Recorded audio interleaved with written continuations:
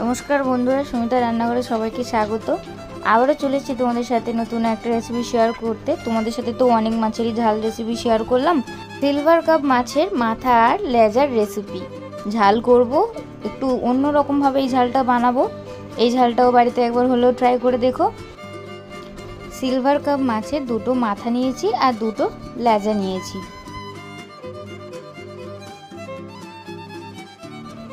এবারে মাছের লেজা আর মাথায় একটু লবণ আর হলুদ দিয়ে ভালো করে মাখিয়ে কিছুক্ষণ রেখে দেব।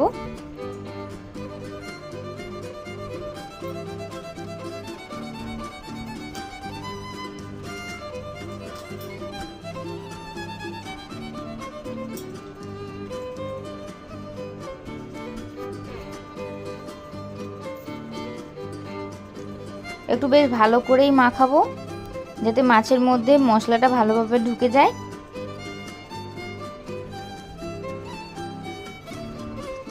আর লেজাটা আমার একটু বড় ছিল বলে আমি একটু একটু করে চিড়ে নিয়েছি, দেখতে পাচ্ছ, যাতে মাছের মধ্যে মশলাটা ভালোভাবে যায়।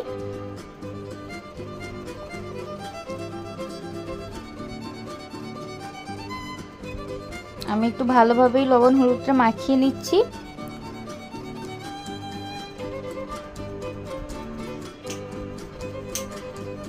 এবার মাছটা রেখে দেব, দিয়ে কড়াইতে আমি বেশ কিছুটা সাদা তেল গরম করতে দেব।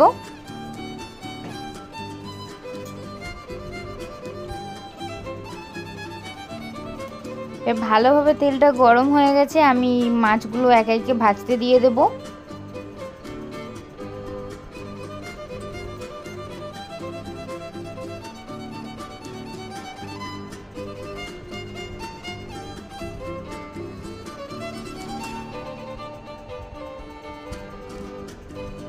একটু সময় নিয়ে ভাজবো, একটু উল্টে পাল্টে একটু লাল লাল করেই ভাজবো মাছগুলো। দেখো মাছগুলো আমি বেশ লাল লাল করে ভেজে নিয়েছি, এবারে তুলে নেব।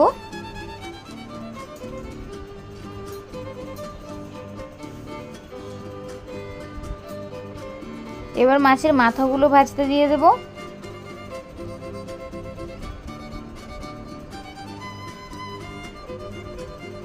মাথাগুলো বেশ একটু সময় নিয়ে ভালোভাবে ভেজে নেব।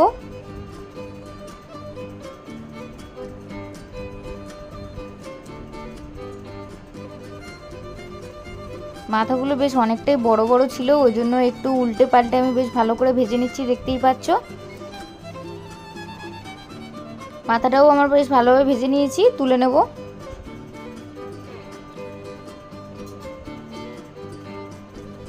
এবার ওই তেলের মধ্যেই মাছের ঝালটা করার জন্য ফোড়নে দেব একটু কালো জিরে আর একটা মশলা গুলে নেব, গুলে নিয়ে সেই মশলাটাই দেব।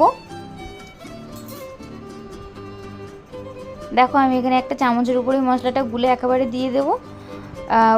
প্রথমে দেব হলুদ গুঁড়ো, তারপর দেব লবণ আর দেব স্বাদ মতো লঙ্কা গুঁড়ো। তোমরা যে যেমন ঝাল খেতে পছন্দ করো সে তেমন দেবে। অল্প একটু জল দিয়ে মশলাটা একটু গুলে নেব, নিয়ে তেলের উপর দেব। গুঁড়ো মশলা ডাইরেক্ট তেলের উপরে দিলে মশলাগুলো পুড়ে যেতে পারে, তখন টেস্টটা ভালো লাগবে না, তাই একটু জল দিয়ে গুলে দিলাম।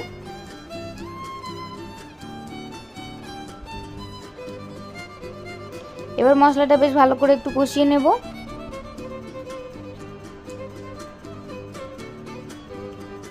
এবার মশলাটা কষাতে কষাতেই কিছু বাটা মশলা আমি এখানে দেব।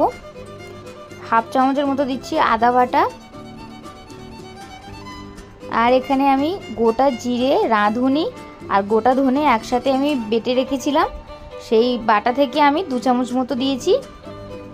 এবার মশলাটা বেশ ভালো করে একটু কষিয়ে নেব।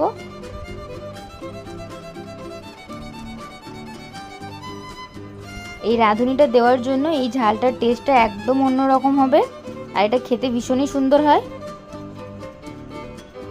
একটু বেশ ভালো করে কষাবো, মশলা থেকে যেন তেলটা তাড়াতাড়ি ছেড়ে যায়।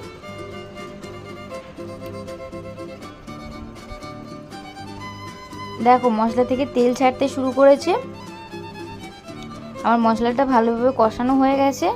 আর ঝোলের জন্য পরিমাণ মতো জল দিয়ে দেব।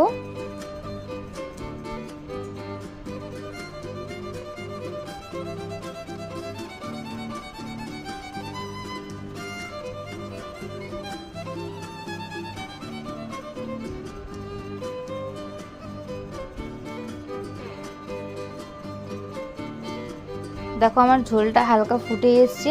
এবার ভেজে রাখা মাছগুলো এক একে দিয়ে দেব।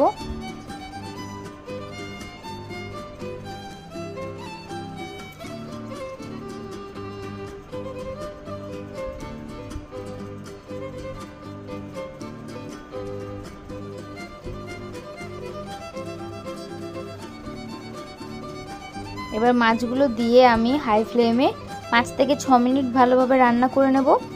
5 থেকে 6 মিনিট রান্না করলে আমার মাছগুলো ভালোভাবে সিদ্ধ হয়ে যাবে।